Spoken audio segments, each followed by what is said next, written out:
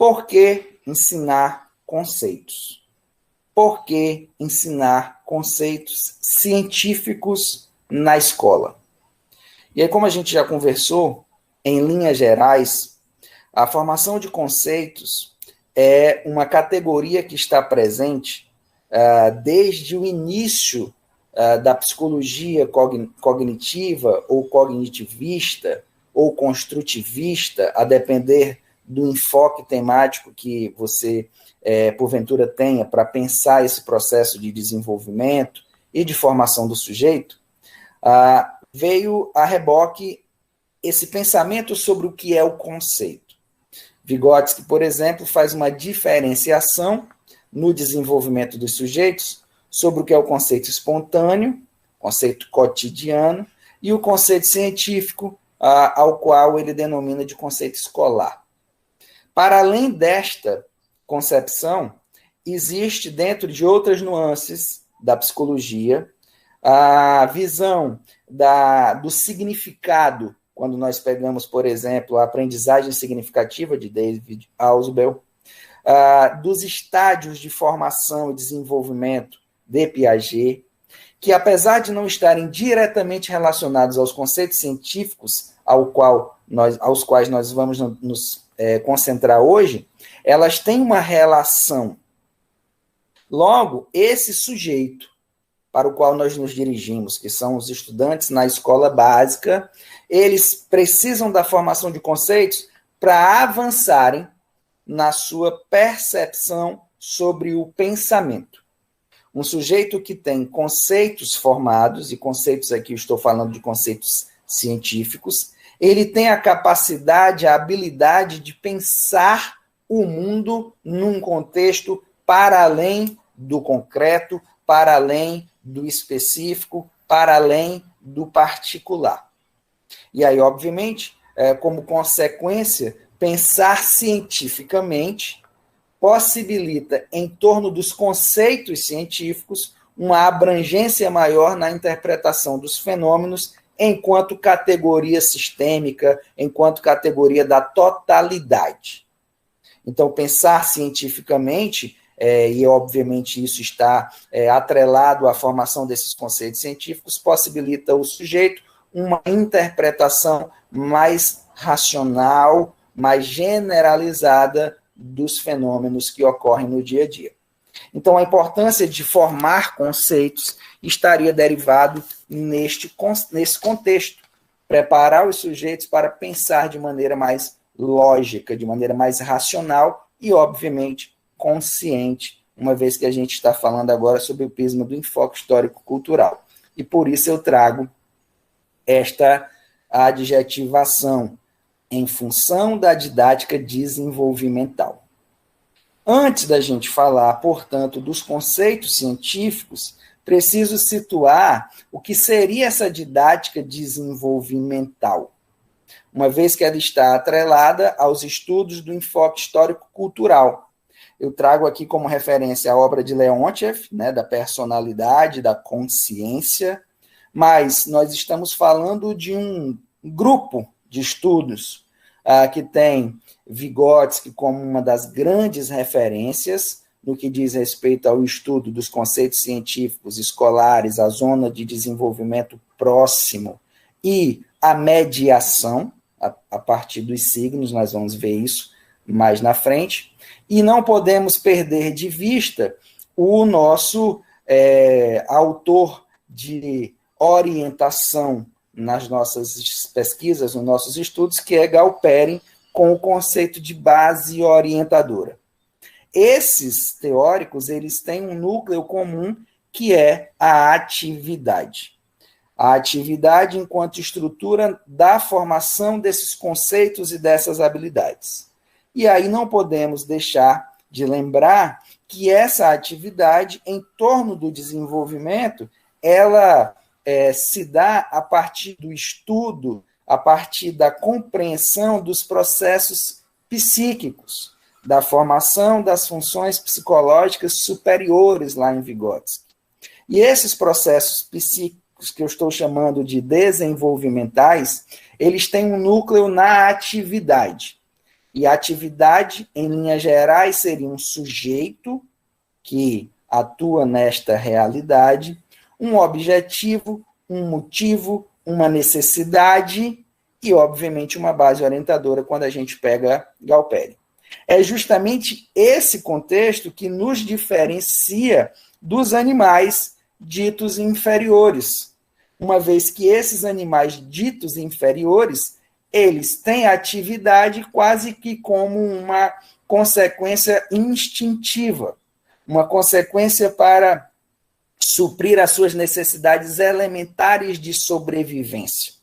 Apesar de alguns animais terem comportamentos sociais, não podemos fazer uma simetria de que esse comportamento social é um comportamento conscientemente planejado, executado, controlado, como é na nossa espécie.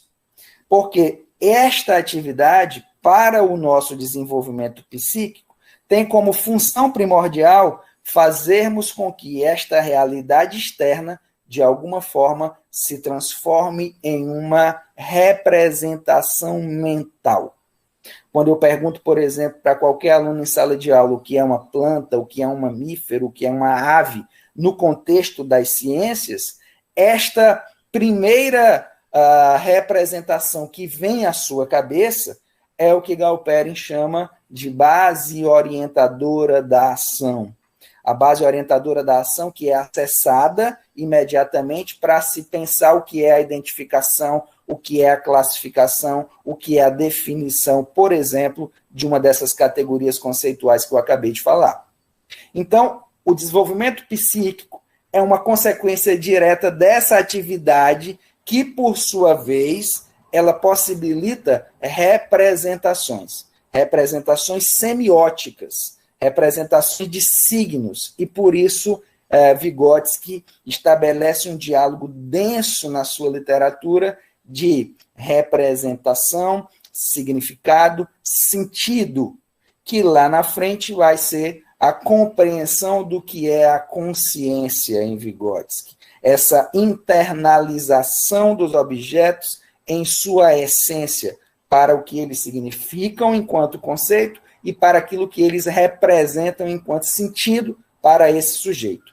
E daí advém a fala, daí advém o pensamento, daí advém o desenvolvimento psicológico desse sujeito.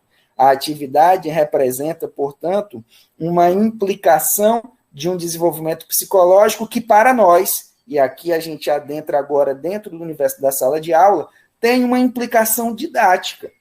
Óbvio, nós não somos psicólogos, mas nos baseamos nesses pressupostos para atuarmos didaticamente enquanto professores. Mas se vou falar de aprendizado, de desenvolvimento, preciso responder algumas perguntas. Como vou saber, por exemplo, se o meu aluno está se desenvolvendo? Como vou saber se meu aluno está aprendendo? Baseado em que parâmetro, baseado em que função e em que estrutura. Aí, nesse aspecto, não podemos perder de vista a estrutura básica do que seja a atividade, porque é a partir dela que nós norteamos a nossa prática pedagógica. E dentro desse arcabouço, dessa estrutura que Leontiev traz na sua obra, o motivo é a base subjetiva dessa atividade. O motivo é aquele algo que nos faz sair do lugar, para pegar uma analogia. É aquilo que quebra a nossa inércia, é que me faz fazer algo. O motivo é subjetivo, mas é ele que norteia as nossas ações. Se alguém sai nesse momento para executar uma ação qualquer que seja, esta ação é mobilizada por um motivo subjetivo. Esta ação é mobilizada por uma intencionalidade. E este motivo, ele está diretamente ligado a isto que é necessário. Aqui é onde nós nos diferenciamos, como eu falei anteriormente, dos animais. Porque os animais também têm motivos e necessidades, porém, esses motivos e necessidades dos animais estão muito mais associadas à instintividade de sobrevivência, por exemplo, à alimentação, à caça, à reprodução, do que motivos sociais e culturais, como, por exemplo, a escolarização. Quando estamos em sala de aula, enquanto professores, nós temos nossos objetivos, objetivos de aprendizagem. Inclusive, é assim que a Base Nacional Comum Curricular é escrita, a partir de objetivos de aprendizagem, os quais devem estar elencados a essas necessidades dos alunos. O que é complicado é porque nós não conseguimos adentrar nesse motivo. O motivo para o qual o aluno se submete a uma escolarização pode não ser o motivo pelo qual as nossas necessidades docentes e objetivos estejam associadas. Exemplo, quando nós fazemos uma avaliação, o meu objetivo enquanto docente é avaliar o processo. Para o aluno, o motivo para o qual ele responde aquilo pode ser meramente conseguir uma nota. Então, esse diálogo precisa estar presente no pensamento do professor, justamente para se tentar captar quais são as necessidades, se tentar mobilizar essa motivação a partir de sistemas didáticos que tragam situações problemas, que envolvam o sujeito no seu cotidiano, na sua problemática do dia a dia, para que ele veja neste conceito, neste conteúdo, nesta temática, nessas habilidades que estamos formando, uma possibilidade de agir, ou seja, a atividade presente no desenvolvimento. É para isso que nós temos a psicologia como um suporte pedagógico. Talisna chama de psicologia pedagógica. E aí, por este motivo, apesar de não estar presente na obra de Leontiev, eu trago o conceito de base orientadora. A base orientadora está presente na obra de Galperin, e ela representa nada mais, nada menos do que um sistema de condições que são necessárias à execução e o controle racional desta atividade. A base orientadora é uma antecipação da ação. E aí, nesse caso, ela está diretamente relacionada àquilo que está representado internamente na psique desse sujeito. Vou tentar aqui ser didático, saindo um pouco das ciências. Se nós chegamos para você com uma tarefa qualquer, como, por exemplo, me entreguem ao final desta aula um bolo.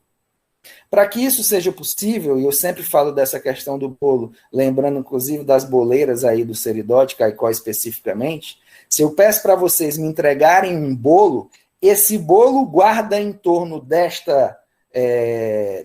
deste problema, vamos assim dizer, deste pedido, dessa solicitação, guarda duas questões importantes que têm a ver com a base orientadora. A primeira é, o indivíduo só vai ser capaz de me entregar um bolo ao final da aula de hoje se a cabeça dele tiver uma imagem, uma representação, uma materialização do que seja o conceito de bolo e do que seja o conceito da ação de fazer um bolo. Se ele não tiver noção nenhuma do que é um bolo enquanto conceito e, portanto, enquanto operação, ele não vai ser capaz de me entregar isto. E, óbvio, se ele tem esta representação, ele vai se guiar por esse sistema de condições. Ele pode ter visto, ele pode ter uma representação estruturada, ou seja, uma receita, ou ele pode simplesmente agir na tentativa e no erro, que é o que Galperin traz nas camadas dos tipos de orientação que a gente vai falar num futuro próximo. Nesse sentido, quando a gente fala em fazer um bolo, ou o que é um mamífero, ou o que é uma planta, numa aula de ciências, este sistema representativo que está na cabeça do aluno, que a gente chama aqui da fotografia da ação, é justamente a base orientadora que ele tem naquele momento. E que, obviamente, pode não ser a mais desejada, pode não ser a mais, eu vou utilizar entre aspas, correta, no sentido de se pensar um bolo não como uma categoria geral, e sim em um bolo como um tipo de bolo.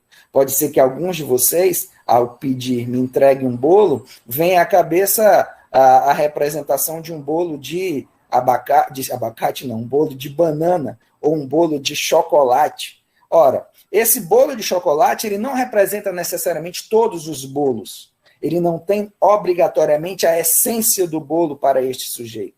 Ele pode ser um caso privado, particular, singular.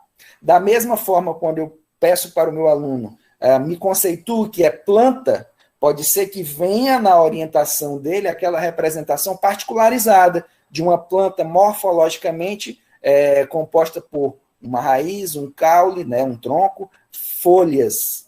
Outro já pode acessar um cacto, porque é aquilo que ele tem materialmente mais presente no cotidiano dele. E aí já não teria essa estrutura morfológica típica de uma planta presente na orientação do outro sujeito. O que nós queremos ao ensinar em função de uma base orientadora é que, ao se falar, por exemplo, de planta, se pense no que é essencial e necessário para ser uma planta. Que esta base orientadora seja a base orientadora mais genérica possível, mais apta a ser transferida com alto grau de generalização, de consciência e de plenitude, ou seja, que caiba em diversas situações problema.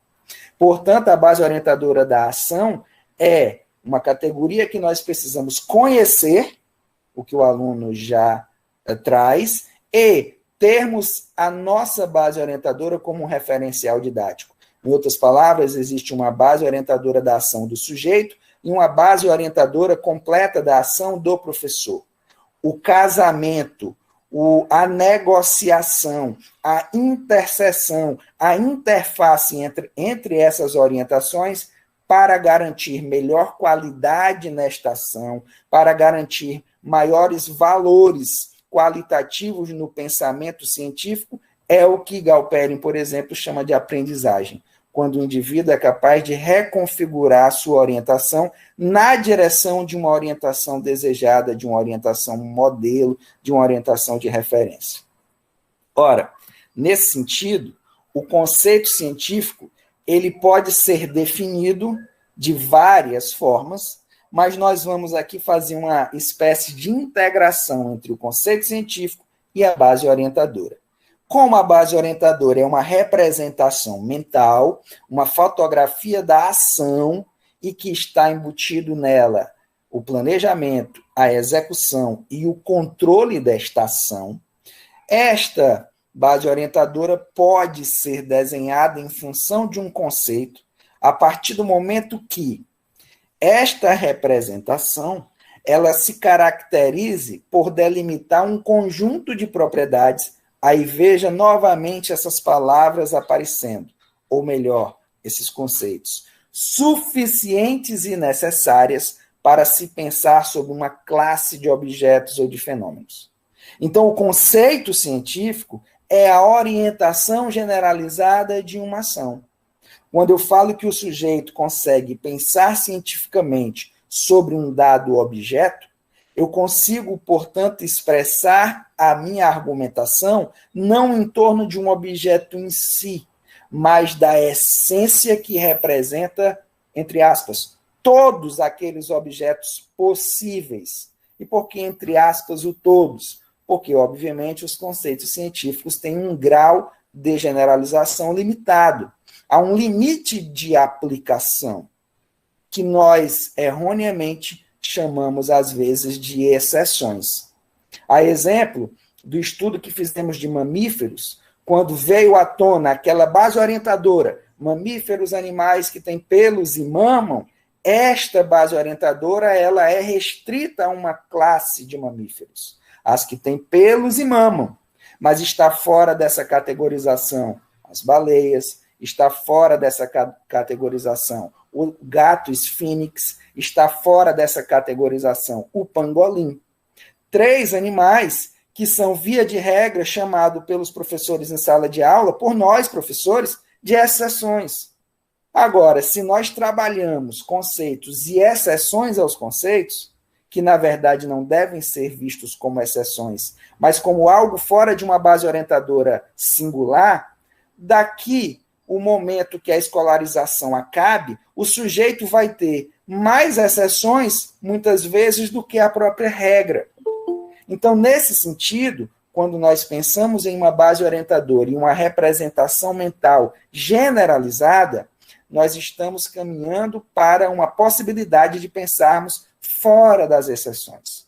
Então, o conceito científico precisa ser representado dentro de uma base orientadora de máxima aplicação, porque dessa maneira se traduz o pensamento para uma lógica teórica.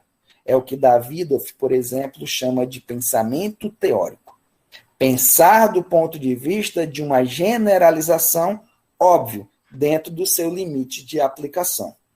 Porque nada é ad infinito, nada é sem barreiras ou limites. Há um limite para se pensar cada conceito. Porém, o limite pode ser restrito a um dado objeto ou pode ser amplo a uma classe de objetos.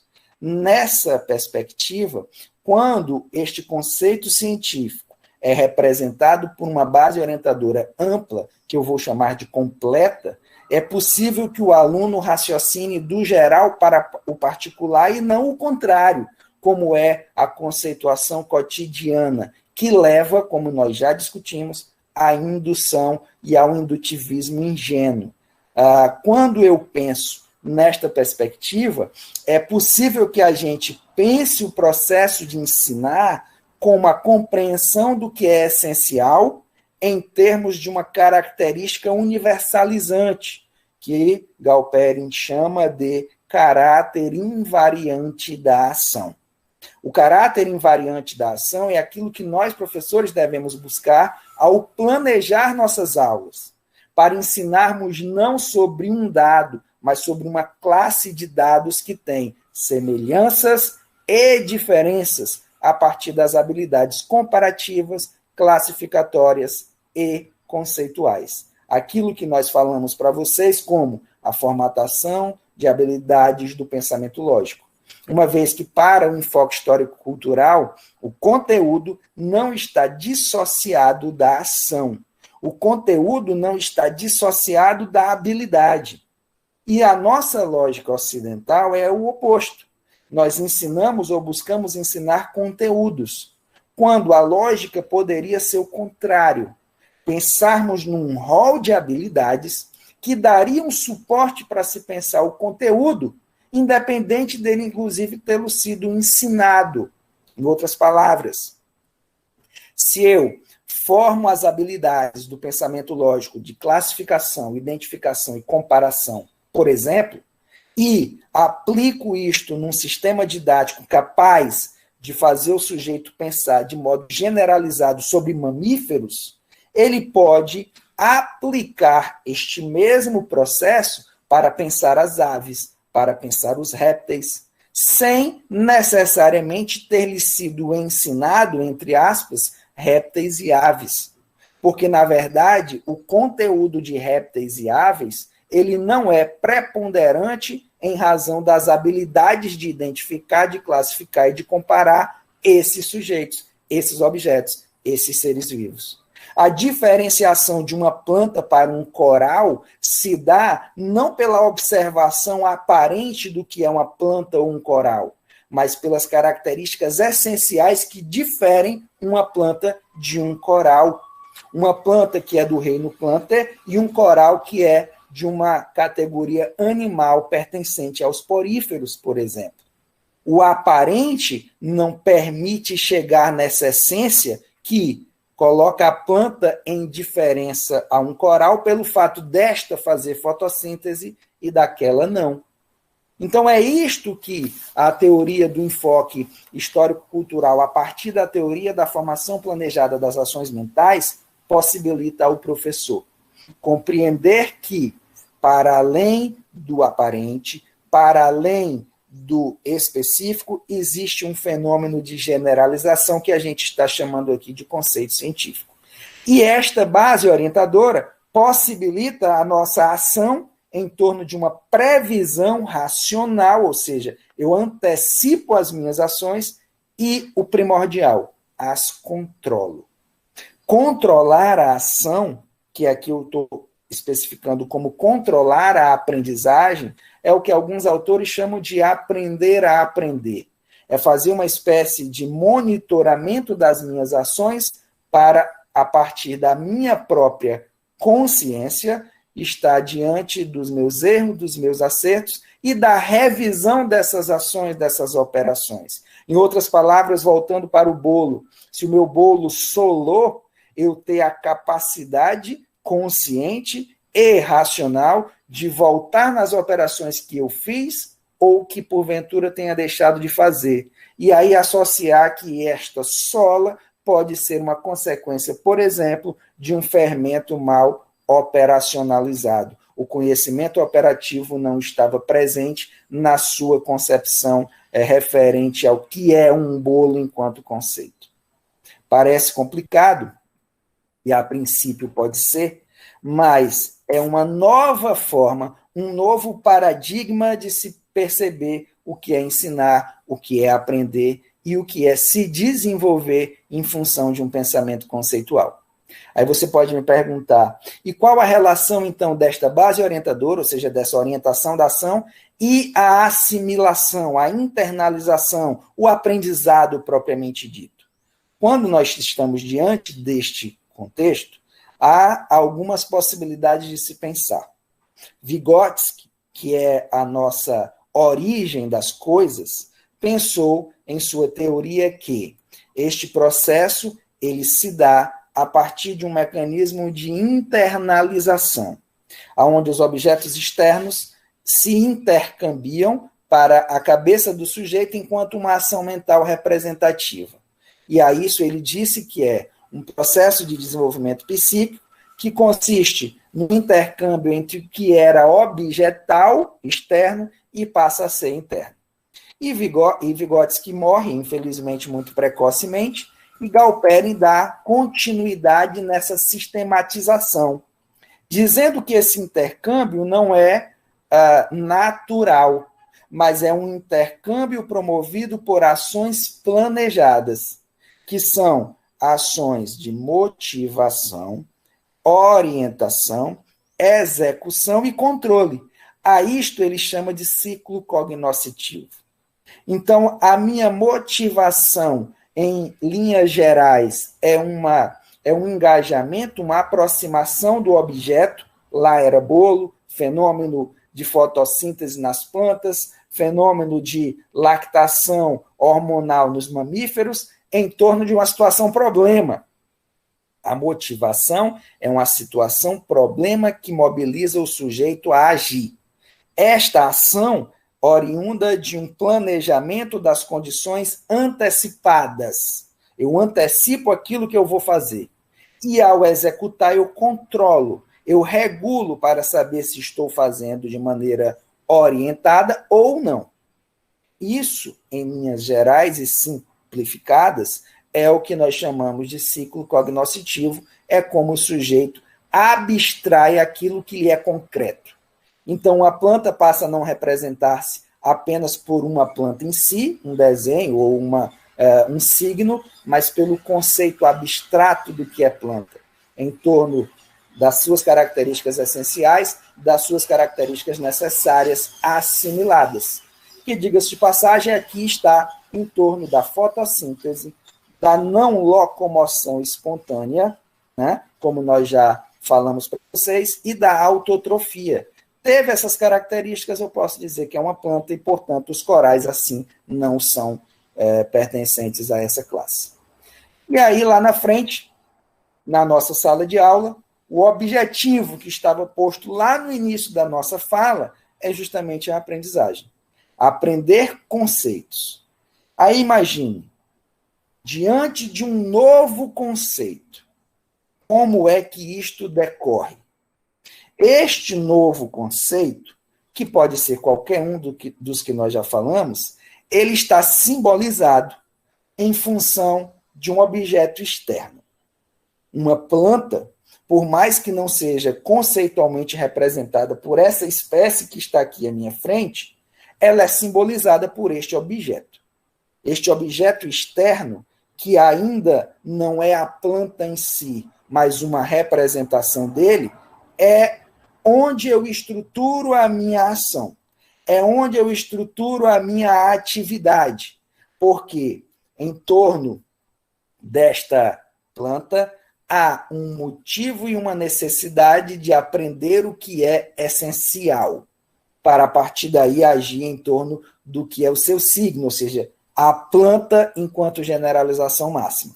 Nesse sentido, ela é representada por uma base orientadora, porque todos nós, ao nos depararmos com esse problema, o que são as plantas, qual é o grande desafio da atualidade em torno do clima, como é que o clima se relaciona com essas plantas? Por que estamos preocupados com a Amazônia, mundialmente falando, quando se fala de clima, de microclima, de efeito estufa, de aquecimento global? É óbvio que deve ter uma relação conceitual com o que essa planta significa.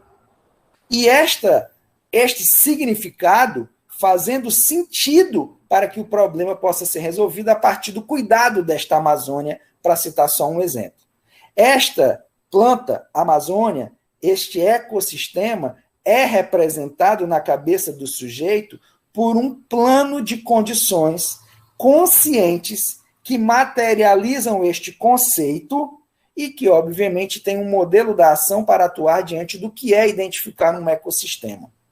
Nesse aspecto, o professor ele precisa estabelecer em sala de aula uma estrutura de assimilação lógica que possa generalizar não esta planta, mas todas as plantas derivadas ou todos os organismos derivados dessa essência presente neste sujeito, mas que não o representa de forma concreta, mas sim abstratamente abrange toda uma classe. Ora, professor, o que isso significa então? Ao se pensar conceitualmente esta base orientadora que representa esse sistema de condições, à medida que ela se aproxima de uma base orientadora completa, de uma base orientadora conceitual, o sujeito passa a ter uma representação agora não mais particular, mas geral do que seja aquele fenômeno, geral do que seja aquela categoria. Nesse aspecto, Galpern estabelece na sua teoria que, uma vez assimilado um conceito científico, o sujeito pode pensar em torno de um alto grau de generalização, de um alto grau de plenitude, consciência, de um alto grau de transferência. Eu posso lidar com situações, problema, que nunca estiveram à minha frente e, a partir desta base orientadora, pensar nas suas soluções. Soluções gerais para problemas gerais. E aí, nesse aspecto, dentro do contexto da aprendizagem, este processo é chamado de abstração do objeto e formação do pensamento teórico. Pensar conceitualmente, portanto, é pensar teoricamente sobre um dado, sobre um fenômeno, sobre um objeto. E quando isto ocorre em sala de aula, nós dizemos que essa base orientadora, que estava presente no início e também vai estar presente no fim, ela pode ter sido reconfigurada. O que significa essa reconfiguração da orientação? Se o indivíduo pensava sobre uma espécie, ele agora tem capacidade de pensar sobre as classes presentes nas espécies. Se eu penso um crustáceo como sendo somente um caranguejo, eu penso a classe de crustáceos ou o conceito de crustáceos particularizado num sujeito só. Se eu penso o crustáceo como sendo algo que abrange todos os seres vivos que têm um exoesqueleto de quitina, independente de ser um caranguejo, teve essa representação e está dentro desse contexto de ser um crustáceo. Se eu penso numa planta como sendo um organismo fotossintetizante, sem locomoção e autótrofo, independente da sua morfologia, ter galhos, ter flores, ter frutos, ter raízes, ter tronco ou não, ter espinhos, ela vai estar representada dentro desse máximo grau de orientação.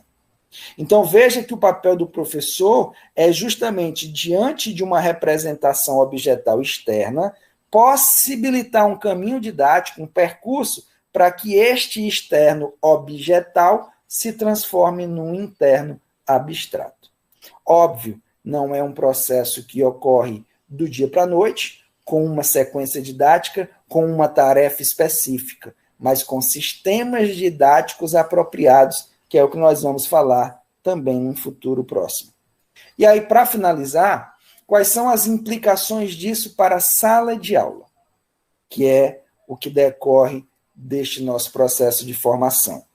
Em primeiro lugar, o professor precisa planejar o seu estudo, o seu esquema, o seu ensino em torno de um EBOCA, que seria o esquema da base orientadora completa de uma ação. Se o aluno tem uma boa interna que pode ser restrita, o professor precisa identificar essa boa, diagnosticar, e ter uma boa para dialogar, um EBOCA para dialogar com esta boa. Ter um esquema dele, que no caso do nosso ensino específico, está muito representado pelo livro didático. O livro didático é como se fosse o EBOCA universal dos professores, onde aquilo que está presente no livro é o que o professor quer que o aluno apreenda, assimile, internalize ao final da escolarização. Ocorre que esse EBOCA, muitas vezes, também não trabalha nessa perspectiva conceitual do ponto de vista abstrato, do ponto de vista geral.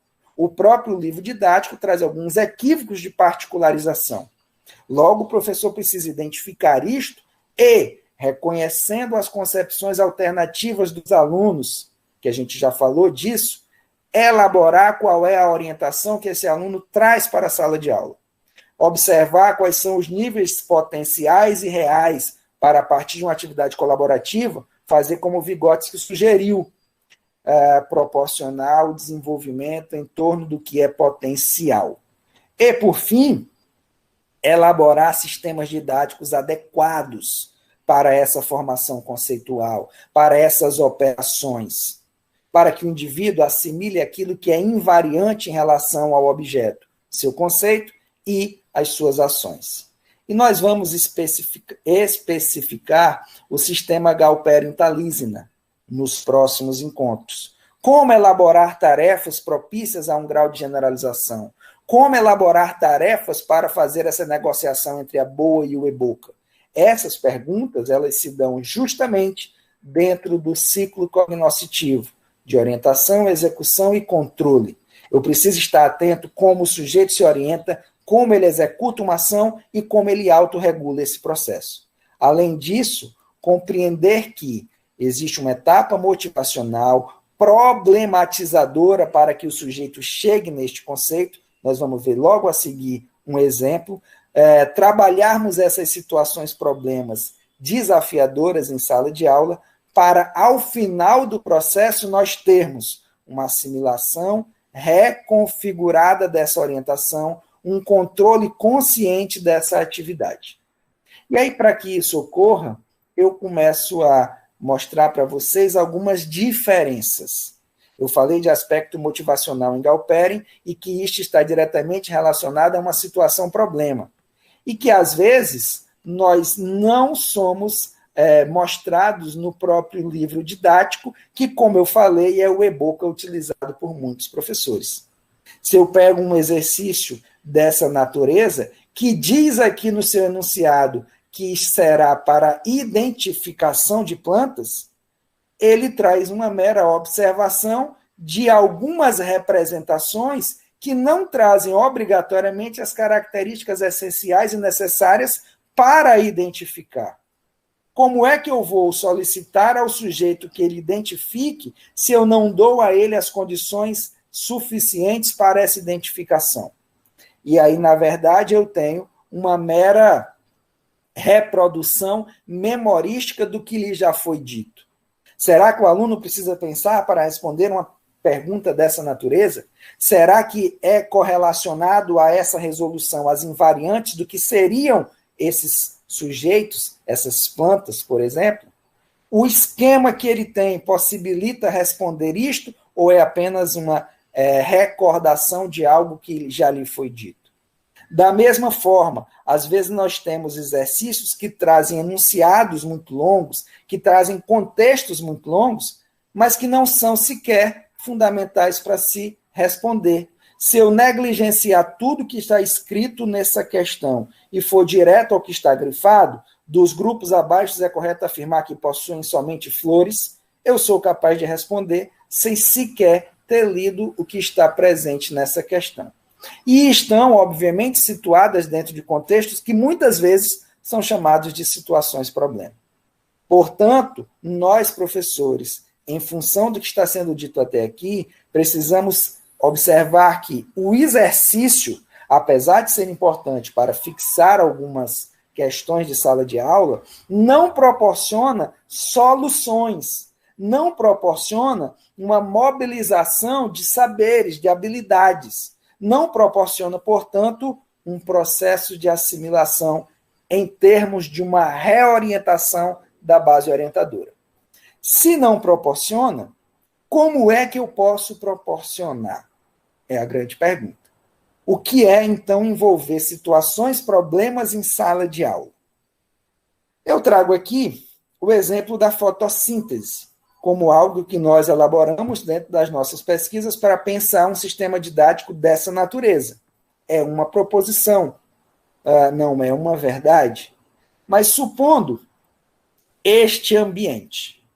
Esse ambiente é um ambiente parecido com um laboratório, mas é um galpão, onde, apesar da imagem não estar suficientemente didática, nós temos aqui algumas plantas, hortaliças, alfaces, para ser mais específico, alocados dentro de valetas, em um galpão, sem iluminação externa e sem terreno.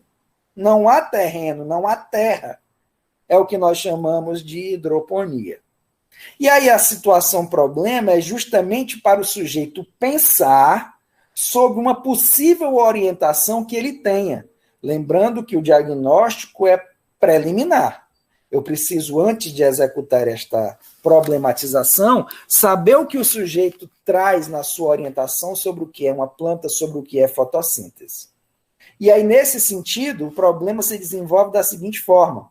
A hidroponia é o cultivo de uma planta, normalmente para uso da alimentação, sem a necessidade de fixação ao solo, o que já cai por terra a concepção alternativa da alimentação pelo substrato terreno, adubado, fertilizado, especificamente. Uma experiência está sendo adotada nas grandes cidades para o cultivo de hortaliças, como o alface, em escala comercial, porém produzidos em locais fechados, como galpões e até apartamentos, que talvez seja uma realidade futura, dado a escassez de locais propícios para a plantação. Nesse sentido, vem o problema. Um produtor de São Paulo adaptou um cultivo em um prédio comercial, sem acesso à área externa, como se pode ver na figura. Baseado no conceito de planta, e aqui vem a base orientadora que o sujeito tem representada, que condições precisam ser pensadas para que esse cultivo dê certo e para que as plantas cresçam como se estivessem ao ar livre e em contato com o sol? Ora, aqui é a contradição sendo trazida à tona, e eu falei para vocês na correção das avaliações, trazer elementos contraditórios que imponham ao sujeito pensar sobre a própria orientação que ele tem, em torno daquilo que ela não consegue responder suficientemente. Ao se fazer uma pesquisa sobre essas questões, as respostas não são dadas, o sujeito se aproxima de um e-book que eu já formulei previamente e planejei para essas aulas. Um e-book que traga a fotossíntese como essência, mas que possa explicar o que é esta fotossíntese, a partir da problematização e das habilidades lógicas do pensamento que já falamos para vocês, identificação, classificação, comparação e etc. Nesse sentido, perguntar. Ora, qualquer luz pode ser utilizada para cultivar essas hortaliças? Se o aluno vai atrás dessas respostas, ele está indo, na verdade, buscar o conhecimento essencial do que é fotossíntese. que não é a iluminação por uma luz artificial qualquer, mas pelos comprimentos de onda presentes na iluminação solar e que são propícias ao cultivo e fotossíntese das plantas, que no caso específico é a luz azul e a luz vermelha. Ora, essa pesquisa ela é feita de maneira colaborativa, pegando indivíduos com zonas de desenvolvimento reais distintas e aproximando daquilo que é potencial representado pelo EBOCA. Por fim, qual é o conhecimento operativo de identificação que pode ser verificado neste exemplo? Para fazer correlação com a orientação que ele tem e com a orientação que eu pretendo que ele tenha ao final do sistema didático.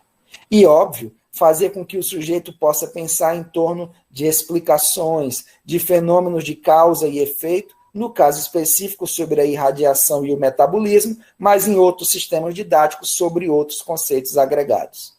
E aí, nesse sentido, nos aproximarmos do que o Galperin chama de aprendizagem.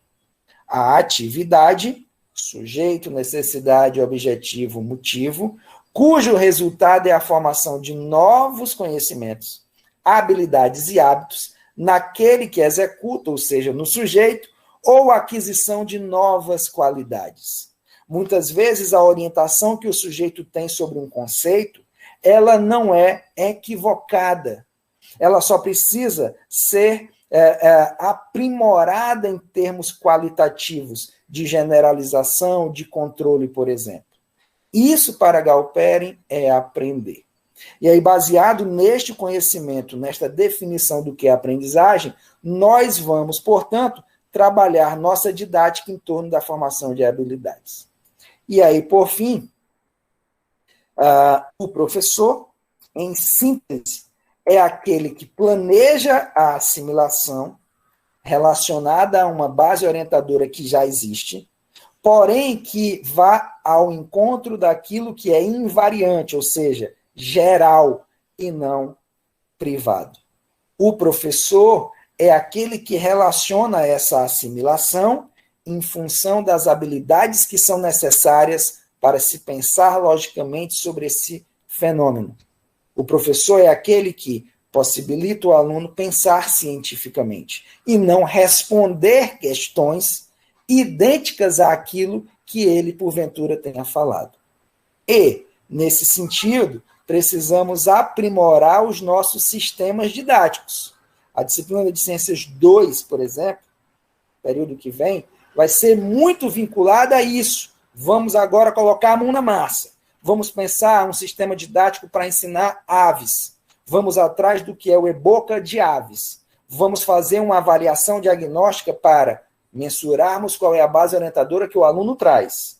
Em seguida, observar quais são as operações que são frágeis em relação ao meu EBOCA e possibilitar o aprendizado em função dessa reconfiguração. Se o meu aluno tem uma representação mental restrita sobre um determinado fenômeno, que eu reconheça isso em termos diagnósticos, que eu proponha uma reconfiguração disso dentro do que é potencial. E aí a gente está aplicando diretamente o conceito de zona de desenvolvimento próximo deixado por Vygotsky. E ao final do processo, que esse sujeito tenha a capacidade de se orientar agora de maneira generalizada, consciente, ou seja, sabendo o que está fazendo e por que está fazendo, e por isso Galperin fala da etapa da linguagem, onde o sujeito externaliza o que faz, da linguagem interna, onde para si mesmo ele desenha o caminho da ação, e, obviamente, plena de transferência, pois assim, atuando, o indivíduo vai estar capacitado para pensar um fato e um fenômeno, não na sua particularidade em si, mas em situações às quais ele sequer foi apresentado ainda. E aqui é a chave para resolver problemas. Exemplo, para finalizar, filtrar um café, todo mundo sabe. Ou todo mundo já viu, ou todo mundo é capaz de repetir. Coloca-se o pó num anteparo, que pode ser um saco, que pode ser um pano, que pode ser um papel descartável, coloca água e espera escorrer. Mas essa filtragem guarda em si especificidades, essencialidades, que são a base, por exemplo, para a partir desse exemplo, eu pensar como eu posso filtrar a água do Itãs que chega à minha torneira, utilizando um material que ainda não existe enquanto filtro. Exemplo disso, no Piauí, há pessoas que confeccionam filtros a partir do bagaço da carnaúba. Se extrai o óleo, se extrai a cera, se sobra o bagaço. Esse bagaço é utilizado como filtro, não porque ele seja um filtro em si, mas porque ele guarda as características essenciais para ser um filtro, em termos de porosidade, escoamento, relação entre fragmentos microscópicos do poro e macroscópicos presentes na água, como barro, como pedras, como sedimentos. Então, é aí onde Galperin chama a atenção para o pensamento criativo, onde o aluno possa, a partir de uma base orientadora geral, pensar em soluções e proposições inovadoras, criativas, para resolver problemas culturais, problemas sociais, problemas históricos. É isso que nós nos propomos, apesar do avançado da nossa apresentação, ao dizer que ensinar conceitos, nesta perspectiva, seria, em síntese, a reconfiguração de uma orientação em torno da possibilidade de se pensar teoricamente.